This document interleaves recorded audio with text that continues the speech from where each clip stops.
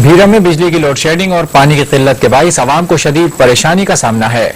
इस हवाले से मजीद बात करते हैं न्यूज़ वन के नुमाइंदे मोहम्मद जावेद प्रिंस से। जी जावेद, ये बताइए बिजली की लोड शेडिंग और पानी की किल्लत के हवाले से आवाम का क्या कहना है? भीरा में गैर एलानिया ज़ियतनाक सबर आज़मा बिजली की लोड शेडिंग का सिलसिला वक्त से जारी है। अवाम बिलखुसूस मुलाजमत पेशा तलबा और तलबात के मामूलात से जिंदगी बुरी तरह मुतासर हो रहे हैं। गर्मी की शिद्दत में इजाफे के साथ ही लोड शेडिंग के वक्त में इजाफा कर दिया जाता है। कारोबारी सरगर्मियां ठप होकर रह गई हैं, बाजार सुनसान पड़े हैं। वाटर सप्लाई का पानी कई रोज तक नहीं आता। मच्छरों की बहुतात से मलेरिया डायरिया का मरज तेजी से फैल रहा है। बिजली हर घंटे बाद जा जाकर अवामी जिंदगी को अजियत से दो चार किए हुए है। अवाम अपने मुंतखब नुमाइंदों और हुक्मरानों से फिर मायूस नजर आ रहे हैं।